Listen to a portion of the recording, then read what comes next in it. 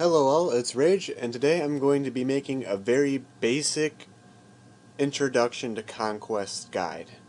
This will not include any really specific lines or strategies. This is just going to be showing you how to utilize your unit formation board and unit selection board, and basically what you should expect coming into a game. I hope you guys enjoy this, and let's get into it. Yeah! The first thing you should do is pick a main setup choice. To pick your setup, simply click on this board right over here in the Conquest lobby, and it will allow you to come to this screen. Now, when you are first starting out, you will notice that your squad resources are 0. There are two ways to go about changing this. The first way is to simply click this reset button.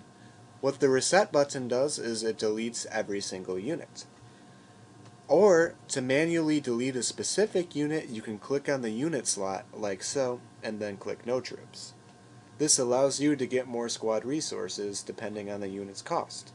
For example, a champion costs 200 squad resources, and you got rid of one, so now you have 200. Also, alternatively, you can change the champion to a foot soldier. A foot soldier costs 50. So 200 minus 50 is 150. That's how many resources you will get back from this. With no units selected or commands selected, everyone has 1,000 resources to spend from. It's often recommended to just click the reset button to have a clean slate to choose from. Now, before selecting your pieces, I highly recommend selecting your commands. The commands depend on the type of game you want to play. However, Charge, Battle Cry, and often Chastis are the three most important commands. Without these commands, you will often be outplayed. Chastis is controversial, but it is highly recommended, especially in beginner's play. Now, the thing that makes Conquest unique is the fourth command.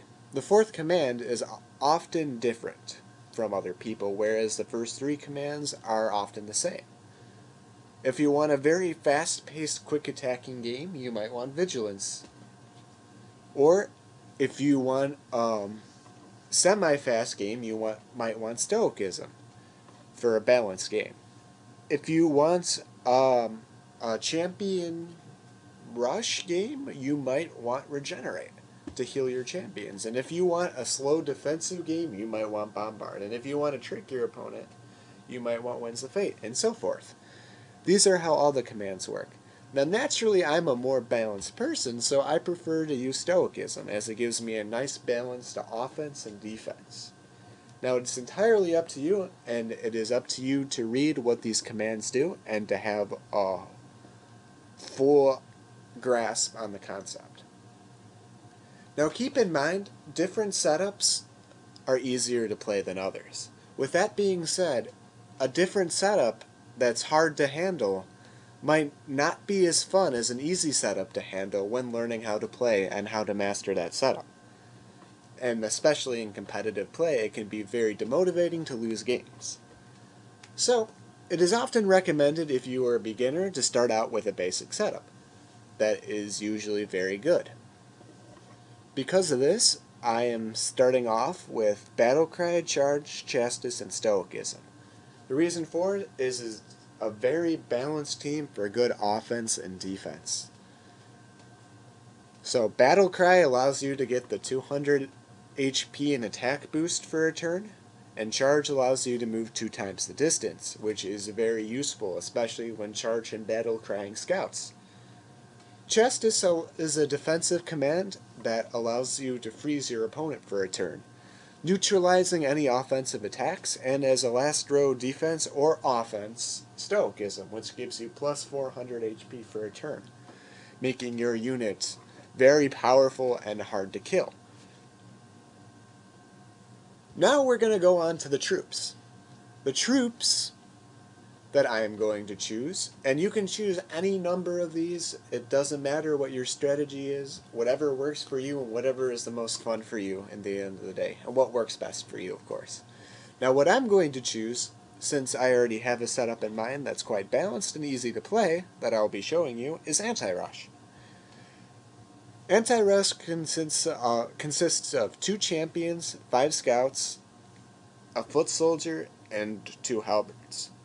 Now, it doesn't matter how you assort this. You can assort this in any manner you choose, but this is the setup. Other alternatives that you could try that are also fun to handle, easier to handle, are 2 champions, 1 knight, 1 halberd, and 6 scouts. This also comes out to the same outcome. Another one is 3 foot soldiers, 1 halberd, 4 scouts. This comes out to the same results as well. Very different ways to play, but this all is made possible with the same commands. Another idea is to play like this. 1 mage, 1 halberd, 6 scouts. And, well, of course, 2 champions is already there for all of these setups. Another way you could play is to play like this. You could even have 1 champion, 2 knights, 3 halberds, and 4 scouts. And basically, this is just another way to play. It's entirely up to you how you make your setup. You can obviously switch the commands and change the assortment of units, but for now we are going to use 2 champions, 5 scouts, a foot soldier, and 2 halberds. This is going to be the setup that we are going to be looking at. Now, I'm not going to be getting into specific setups and strategies. I'm just showing you all alternations of different strategies you can use based on this primary setup. Now, of course, you can switch your commands around if you want to use Regenerate, Bombard, Winds of Fate, Vigilance instead. That's entirely up to you. For example, if you want to switch out Stoicism for Shield Wall, that means you'll have 25 more command points for another piece. For example, I could change a halberd into a knight, and so forth. Same with Vigilance and all the other commands. And of course, that's how you utilize the system. Now, if you selected the top left button and click the reset button to change your team, you will notice that all of your units will be neatly assorted into this side folder over here. In order to play Conquest, all of your units must be on this board over here, and you get to place them on the formation board where you want them to be. For example, I could place a champion there, scout there, and a quick way to do this is to simply click the default button. This assorts them where it would look like in the beginning. If you did not touch your formation at all or did not click the reset button beforehand, your formation will probably look like this. Now, it's important to know how you want to set up your formation. The reason why I say this is if you just set your units in like a random place, like if I put all my units into a corner, all jumbled up randomly, then this might be a problem. For example, if you look at my formation now, all of my units are randomly jumbled up. And by the way, if you're curious how to move these, you simply click them and drag them to where you want, anywhere on the blue spaces. This is the front row, this is the back row, and this is the middle row. Alright, but if you jumble them all into a corner, this is what might happen to you. Or this is what will happen to you, rather. So if you have all your pieces in the corner, this is what will happen. You will notice that if you try and move your champion that's in the corner here, he cannot move anywhere, because all of these pieces are blocking him. Same with your scout, your other scout, your foot soldier, this halberd. All of these pieces are all blocked in because you put your formation all in the corner. So like I was saying, putting them in the corner is definitely not a good idea. Now, often people like to ebb away from the default formation because the default formation is pretty much random. Now, for me, I personally like to utilize corners, but it's important to know how to utilize corners correctly. So if you look, I'm carefully putting my units into the corner, and I'm creating a wall of scouts. This is a very good strategy plan, is more than often a predominant strategy that you will see as for formation. And the reason for it is it simply provides very good defense. And what I mean by that is if your champions are ever threatened by your opponent, you can simply put them into the corner and then close off the wall with the foot soldier, and now they're completely safe inside the wall. But notice how my units are free of restriction, and they're also free to move wherever they want to go. Now upon entering the entering chambers, you will notice that there are two different portals: the auto game barrier and the challenge barrier. If you walk into the auto game barrier, you will be assigned a battle immediately as soon as somebody else walks in. If there are 3 or more, it'll match the 2 people with the closer ranking. Now if you choose to enter the red portal, it's important to know what to do as well. Unlike the green portal, it does not start a game automatically with you. However, you get to go into the portal, as you see, and you will see that if you right-click somebody, you have a challenge option. When you challenge somebody, you challenge them to a conquest. You can either choose regular or staked. Staking is for experienced players who want to bet money against one another, against one strategy. But basically for challenging somebody, once they accept your challenge, they will be given a screen, and you will as well, and you will shortly see that you are given a time limit. Unlike the green portal, which automatically does games for 1 minute, you get to choose what time you want. 30 seconds is for experienced players, and I would recommend 1 to 1:30 for beginner players. But remember guys, you always want to watch the clock. If you are playing a game and it goes too fast, your turn will end. And I'll show you an example of that right now. So as you see, these 2 players have chose 30 seconds, and they both agreed upon this. Upon accepting, you'll get a second dialogue for you both to accept.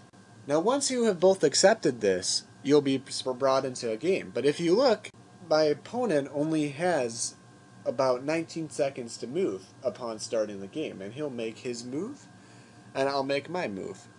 However, if you are too slow to making a move, as you will shortly see, it will cancel you out. So if you have high lag, it is highly not recommended.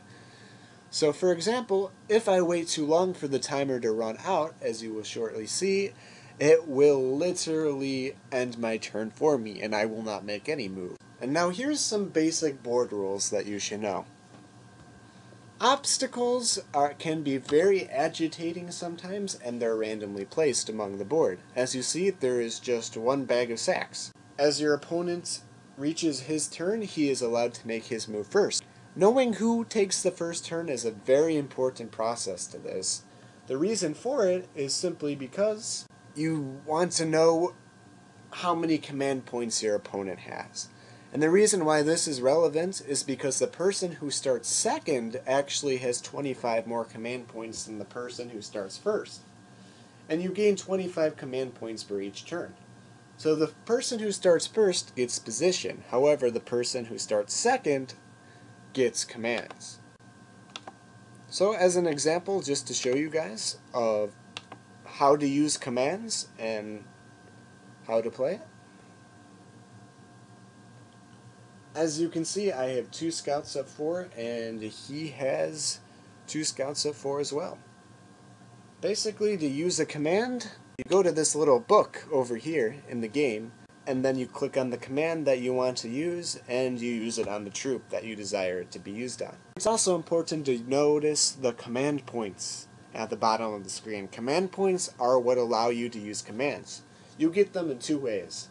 One, by each turn that goes by, you gain 25, and by killing other units, you gain command points. For example, I just killed his scout, and I was awarded 25 command points. However, you lose command points by using commands. Basically, the more command points you have, the more you can utilize your commands. So the 2 ways are to kill your opponent's troops, or to allow turns to pass. And often the best way is to do both. build up a good offensive attack, and gain command points, then kill units, then utilize them.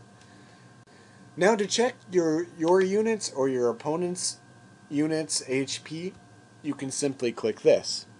You can right click details on your unit and it will, or their unit, and it will show you any boosts it has. For example, I use Stoicism, and this will make my scout 500 HP until the user's next turn. Also, another way is to read the chat below. For example, if my opponent goes ahead and uses a command, for example, Justice, as you see he's going down to kill my scout, and he uses the command Justice, what happens is, first of all, there's a little red thing under my scout if you look carefully, but also it says your opponent has used Justice, so your opponent can't play any commands without you knowing it. Now remember, you started second, so with no units or you started first, so with no units or commands selected, your opponent will always have 25 command points ahead of you. And basically what this means is, if you're starting first and your opponent's starting second, they will have Charge and Battle Cry a turn before you do. So the person who starts first gets a better position at the beginning of the game, and the person who starts second gets better command points by 25. Just like in chess, it's important to control the center, the same applies to Conquest. Now in a game, if it is a stalemate, like if there are only two pieces left and neither side can go in without winning or losing, you can offer a draw. And basically what happens is when you or your opponent offers a draw, a dialogue box appears to you or your opponent. And what this dialogue box is for is to truce. If you wish to truce, this ends the game in a draw. This doesn't award you any less accommodations, but it does decrease the ranking gained or lost. The person with higher ranking will always lose their rank. Because of this, sometimes players refuse to accept draws, and the games can go on and on. If your opponent spams the button continuously and you get annoyed, there's a lucky little trinket